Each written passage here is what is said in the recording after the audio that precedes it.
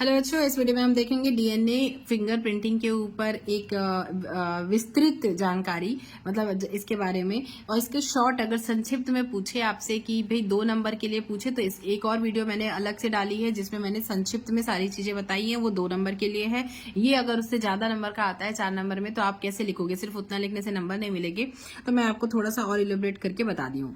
तो देख लेते हैं क्या है वह तकनीक जिसके द्वारा डीएनए की विशिष्टता के आधार पर, डीएनए की अलग अलग विशिष्टता होती है सबके डीएनए की, तो उसी के आधार पर किसी व्यक्ति की पहचान की जाती है, डीएनए फिंगरप्रिंटिंग कहलाती है। और इस तकनीक को सर्वप्रथम एक ब्रिटिश वैज्ञानिक सर एलेक जेफरी ने 1985 में इसे खोजा था, इसका इन्वेंशन किया था। डीएनए फिंगरप्रिंट की क्रियाविधि अब कैसे किया जाता है, तो इस तकनीक में सर्वप्रथम किसी व्यक्ति के डीएनए का सैंपल लिया जाता है, ठीक है, प्राप्त किया जाता है।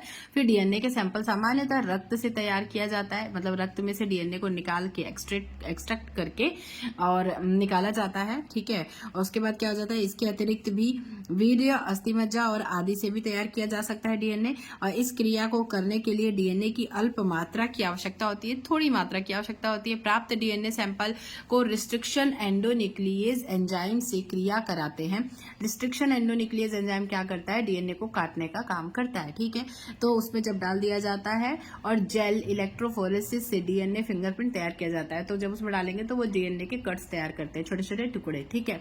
और जेल इलेक्ट्रोफोरेसिस में वो डीएनए के टुकड़े तैरने लगते हैं, तो डीएनए फिंगरप्रिंट तैयार किया जाता है, ठीक है।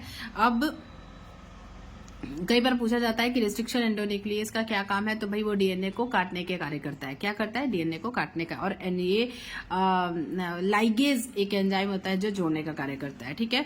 तो डीएनए फिंगरप्रिंटिंग का उपयोग क्या है, फोरेंसिक प्रयोगशाला में अपराधियों की पहचान करने में इसका उपयोग किया जाता है। माता पिता के बच्चों के डीएनए फिंगरप्रिंटिंग के आधार पर सही माता पिता की पहचान करने में, कई बार ऐसा होता है जो बच्चे खो जाते हैं तो फिर उनके माता पिता की पहचान करने के लिए भी यूज होता है। तो किसी प्रजाति की पहचान करने में, उसकी प्रजाति क्या है ये पता करने में भी प्रयोग किया जाता है। अस्पताल में चोरी हुए शिशु को उसके माता पिता तक पहुंचाने के लिए भी इसका उपयोग किया जाता है, ठीक है। और दुर्घटना में मरे व्यक्ति की पहचान करने के लिए भी डीएनए का मतलब डीएनए फिंगरप्रिंटिंग का यूज किया जाता है, ठीक है।